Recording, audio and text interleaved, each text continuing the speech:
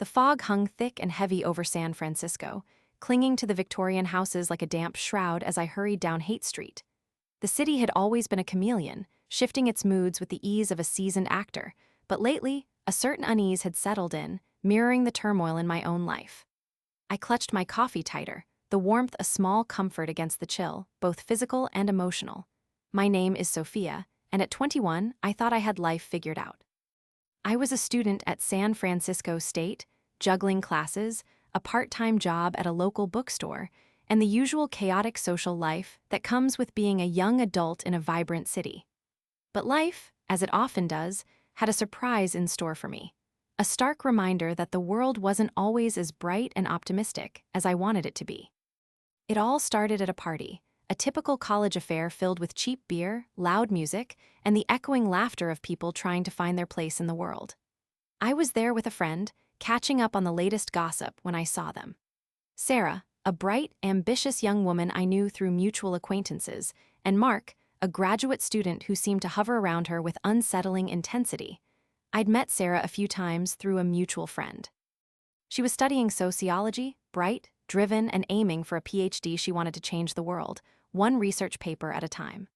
Mark, on the other hand, was pursuing a master's degree and served as a research assistant.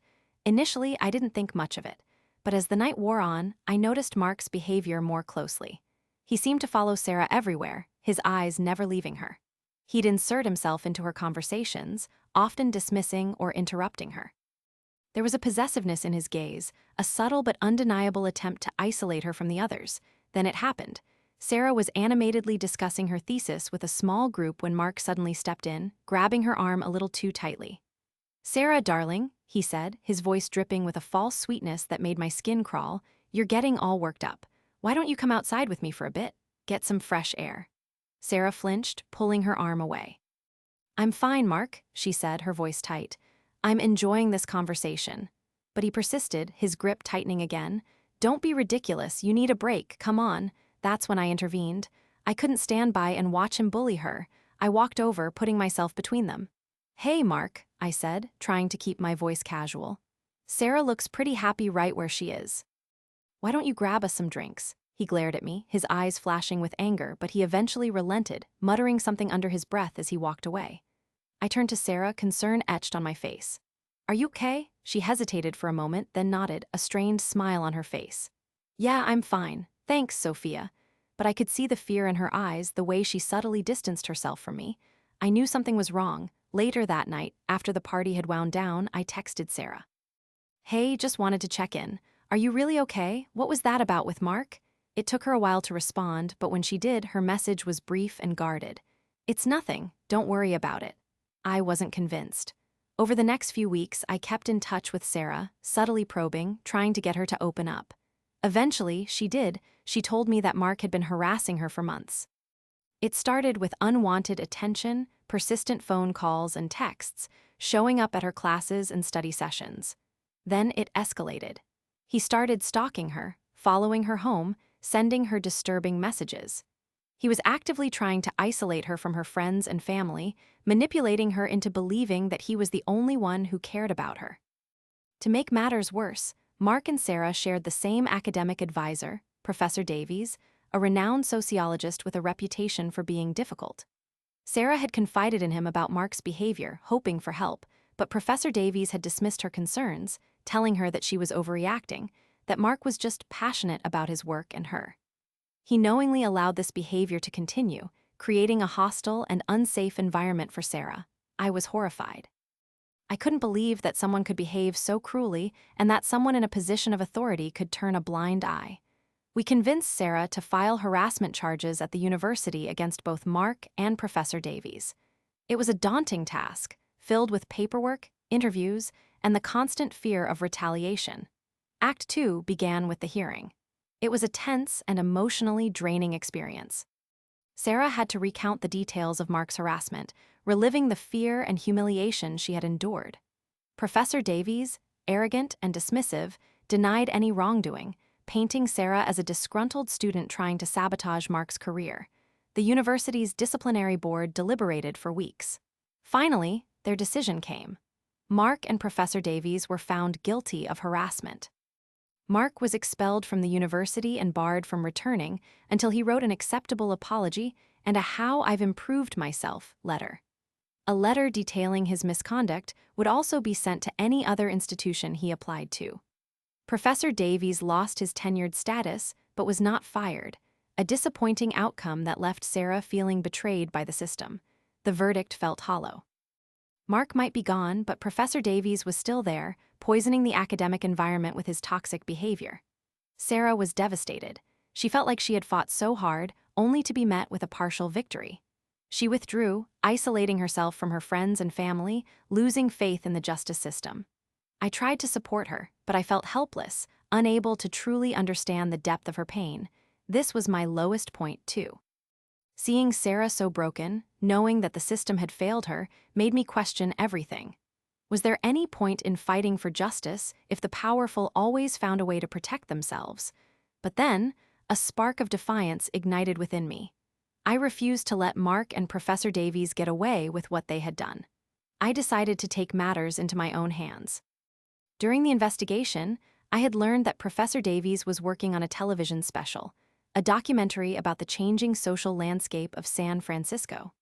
Mark, unsurprisingly, was working as his production assistant. I also discovered that Professor Davies had received a large grant from a wealthy benefactor to fund the project. That's when I came up with my plan. I started by reaching out to the benefactor, a prominent philanthropist with a reputation for supporting ethical causes. I presented her with the evidence of Professor Davies' misconduct, explaining how he had enabled Mark's harassment and created a hostile environment for Sarah. I also contacted the television station that was set to air the special, providing them with the same information. At first, they were hesitant to believe me. Professor Davies was a respected figure in the academic community, and they were reluctant to tarnish his reputation. But I persisted, providing them with documented evidence, witness testimonies, and the university's disciplinary report. Finally, they listened. Act 3 began with a phone call. The television station informed me that they had decided to cancel Professor Davies' special. The benefactor, equally appalled by his behavior, withdrew her funding for the project. Mark was barred from working with any school-related activities. I was ecstatic.